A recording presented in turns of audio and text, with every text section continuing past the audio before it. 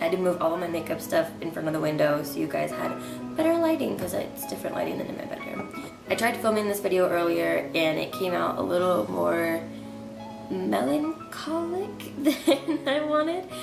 So I'm gonna try it again and try to make it feel a little more casual and maybe a little more lighthearted because I'm going to be doing something. I'm going to do a get ready with me because your girl needs to multitask and I have to get ready for class. I was trying to continue on my series about growing up with a disability, but I don't particularly want to talk about what it's like being a teenager in a wheelchair, just because my experience wasn't probably the greatest.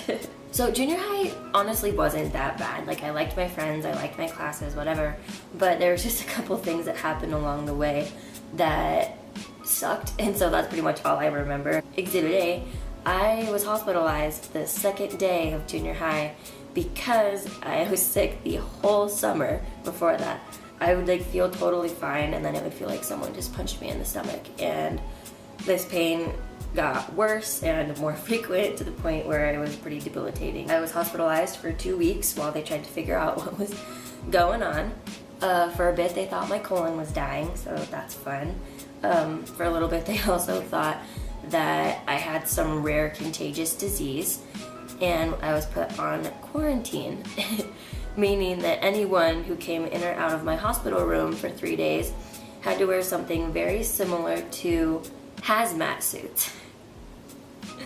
Yeah, that was a great time. I didn't feel like an alien at all. So ultimately what was wrong was I was losing a protein called albumin and that was causing all this pain, so they put me on a protein drip, and literally the next day I was fine.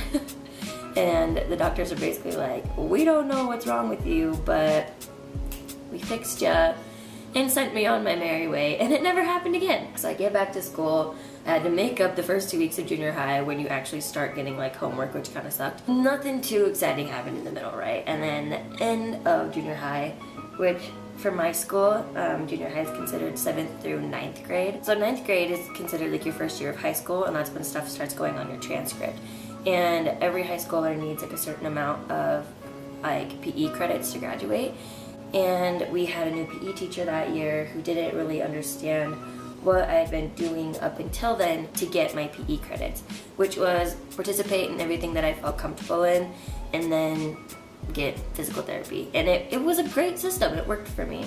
I feel like I should kind of explain what I'm doing to my face, but this isn't a tutorial. I just need to get ready. They didn't feel it was right to give me credit for not technically doing the exact same thing as everyone else. So they decided to put me in an alternative course, which basically meant I was put into a special ed class for a year. This was tough, really tough for me. The hardest part basically being I had to accept the fact that this is all people expect of me to do is the bare minimum. I'm just held to a different standard than everyone else, and that's not necessarily a good thing. Not only that, but I saw a lot of stuff being in that class. Because it was a special ed class, there were certain students that would have meltdowns and become quite dangerous to be around, so I didn't feel physically safe being there a lot of the times. I was almost tackled by a 300-pound nonverbal male, and the only reason he didn't hurt me was because my physical therapist picked me up off of the mat and just ran me out of the room.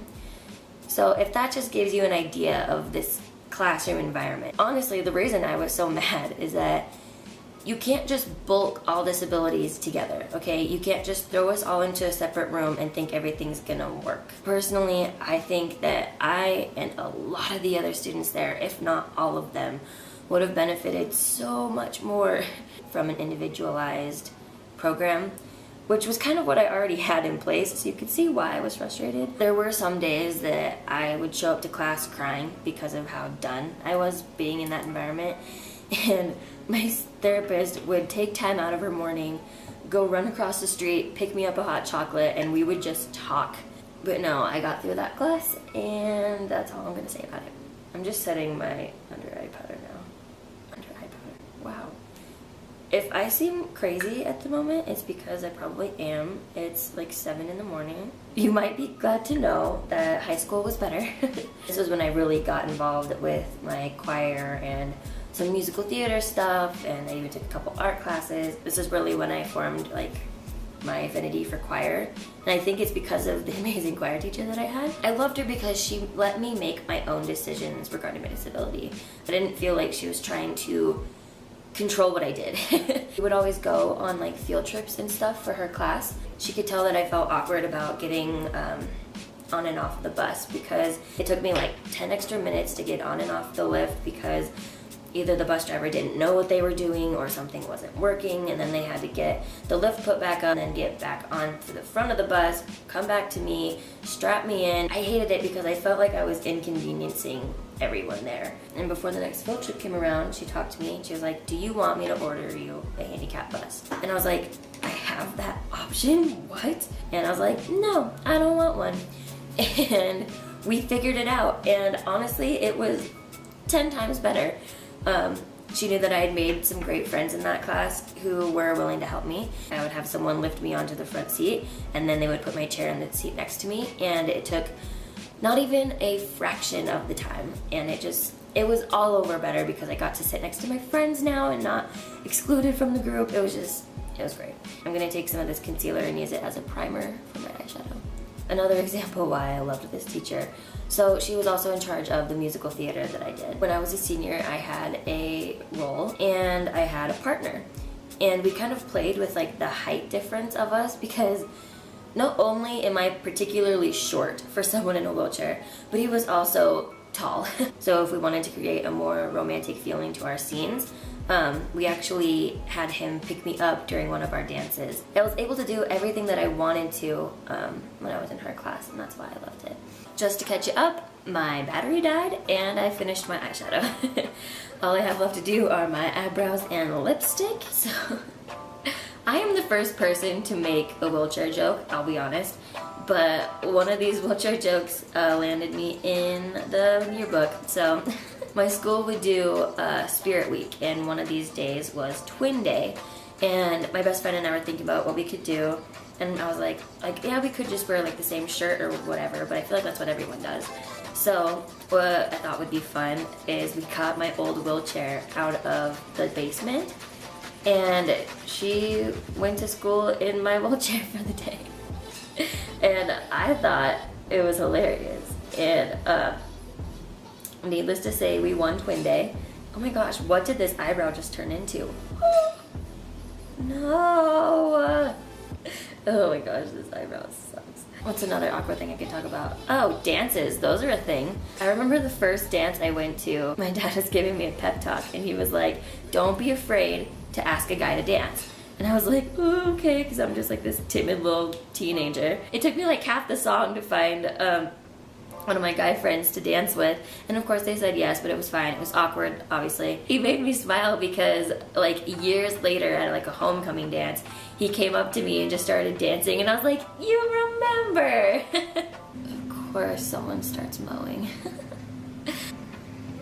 This is gonna be so much darker than I thought. Okay, I'm ready.